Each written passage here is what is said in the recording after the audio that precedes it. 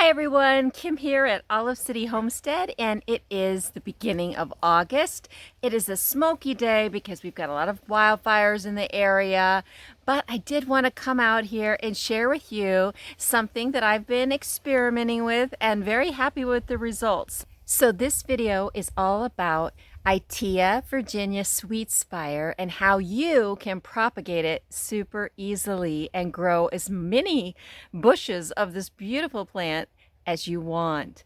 Now, some plants like the Virginia Sweetspire and the other Itea varieties have a reputation of being what might be called a little weedy, but you know, the definition of weed is really just a plant that grows well that you don't want. And I want more of these Itea Sweetspires because they are gorgeous. Not only do they have pretty flowers in the spring, but to me, what makes them so special is their gorgeous fall colors, which range from deep burgundies to glorious golds and reds and yellows, and I just fell in love with this plant when I first saw it. I didn't realize then that it spreads like so many other plants do via runners. Now, yes, weeds do often spread this way. In fact, the one weed I have on my property, which is the bane of my existence, is Bermuda grass, and it definitely spreads via underground runners. So do good things though, like berries. Blackberries and raspberries are known quite well for doing this, and that again can be good or bad depending on whether you want more berries. In fact, another berry plant that does that I was not aware did this is the blueberry. At least several varieties of blueberries that I grow do this, and I have been able to successfully pull up some of these runners, plant them separately, and grow new blueberry plants quite easily and well. So with the Sweetspire, I discovered it does the same thing. And so this video starts 3 weeks ago when I took several runners and planted them. And if you stay tuned to the end of the video, you'll see how now 3 weeks later they are doing. And I am pleased with the results. I think that this is a great way for the beginning or even not so beginning gardener who maybe just hasn't had a lot of experience yet in propagating plants. It's a great way to get started because, like self-seeding plants like zinnias and gazanias and what else, ground cherries, you know, plants that love to just spread on their own by throwing seeds. Well, runner plants do the same thing, and we can take advantage of that if we know about it and act when the time is right. So come with me now. Let's take a look at my Virginia Sweetspire and talk about how we recognize runners, how we can pull them up safely without breaking them off, and how we can plant them and take care of them until they establish themselves as new separate plants. This is my Itea Virginia Sweetspire, and I just love this plant. I love the way it starts off this beautiful green, but then it turns colors. The edges turn burgundy, and soon the whole leaf turns golds and burgundies. In the fall, it's especially colorful. It does have white blooms in the spring, but they're pretty nondescript compared to the great leaf color that this gets. I also love the branches, which are this light red to a dark burgundy color. Now, what I noticed this year was that I had a lot of these little, what looked like to me, seedlings coming up in here. Now, I know it's that the roots are spreading underground and sending up new shoots, kind of like my blueberry plants do. And I have had success with my blueberry plants pulling up some of these, what I'll call seedlings. And so I just now tried it with a few of the bigger ones in here. And guess what? It worked. I've got quite the root system there. And I'm going to be able to start more of these plants now so simply. You know, assuming they take. I pulled up 3 of them and got good roots. Now, I will say that it doesn't always work because I tried it on a 4th one. And whoops, it broke before I got to the roots. See? Here's the roots on that one. I'm going to try it again though, just to show you that it's easy, even with the smaller ones, I think. So I want to go down to the very base, and I want to kind of pull back and forth on it to loosen it in the soil. And as I'm going back and forth, I'm very gently but firmly also pulling upward, not jerking, just see, now I broke that one. I almost had it, and then I broke it. Now, I'm not worried about breaking it because this bush is very healthy. I'm going to try it one more time with this one, and I'm going down a little bit in there. And I'm pulling, this one's growing sideways. Granted, I should probably let it get bigger, but I see it's got some roots on it. You see the roots on that? So this one I think I could have cut actually, because see how it's growing sideways? And I could feel that sideways growth on there. I could have actually cut that one. The ones that were growing straight up worked better to pull, but there's still more in there.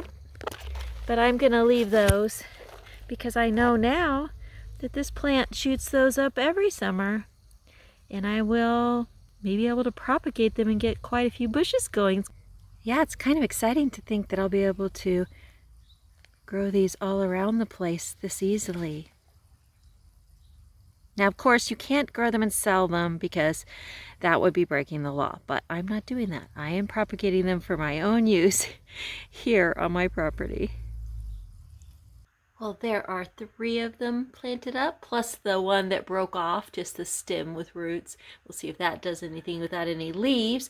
Now, if these didn't have roots, of course, I'd have to take most of the leaves off and just leave a few on top and try to root them. But these do have plenty of roots, so I'm hoping that in this sheltered location on my covered porch, they'll do all right. They also have a little added benefit of being under the shade here of this pineapple sage and this oh, what is this plant? Oh yeah, it's the Oxalis regnelli, variety Triangularis michka. Has pink blooms and these burgundy triangular leaves, which are really cool. These 2 plants were actually out at my riding barn and somehow missed watering for a while and totally died back, but they both have bounced back here quite well, so I'm happy with that. And I'm hoping that that luck is contagious and that these little shoots that I pulled out of that large container of my Itea Virginia Sweetspire will grow too. And my big one's right over here. So I put the largest one here next to my dead nettle and my cherry tomatoes that I'm growing in grow bags for the first time with some basil. Actually, that's not a cherry tomato. It is a bigger tomato. Okay, I knew that, sure. Anyway, hoping that this does super well. Well, here we are 3 weeks later. It doesn't take that long, really, to see if your runners successfully establish themselves. And I think we can safely say we had at least some success. Let's take a look. Okay, so my big plant, the one that was the biggest, tallest, and full of so many leaves, at first glance does not look so hot. In fact, it lost all its leaves. I was really surprised at this. I thought this one would do the best. However, if you come in close, you can see that is new growth. Right there, that leaf. And I believe that means this is going to do just fine. It is not unusual when you propagate via runner or when you propagate via cutting with no roots at all to see all the leaves fall off. But your job is to keep watering and to keep the soil damp, not swampy, but quite moist, and keep it protected from full sun. So mine are in the shade here like we talked about. And wait for the new growth that hopefully will appear, which it has done here. Now, let's take a look at the smaller runners. Now, this little runner lost all of its leaves except one. Even this one, you can see some brown on the edges. However, when I look closely, I see signs at the different nodes of new tiny little leaves about to come out. I know you can't see it on camera, but I see it. So I think this one is going to be all right. It's still touch and go with this one, but I think it's going to be okay. What else have we got? Any obvious successes? Yes, I would definitely term this runner propagation an obvious success. Why? Because even though there's a little brown at the edge of the leaves, that leaf right there, that small one, that is a new leaf. It is new growth that has come up from the central stalk, and that tells me that this plant is established. Also, a complete and obvious success is this one. This one has several new leaves, shiny and green, probably, 5 or 6. So this runner definitely has set its roots in place and is growing quite well already. But finally, what about that experiment we did with the one runner that I broke? And so I planted just the bare stalk with no leaves at all. Well, take a look at that. Yes, what was once just a bare stalk now has 5 brand new little leaves growing out of it and seems to be doing quite well. So, you know what? Despite all the different stages of growth I'm seeing here, I think all 5 of these plants are going to make it. And I think that in the spring, they're all going to be big and bushy, and I am super excited about that.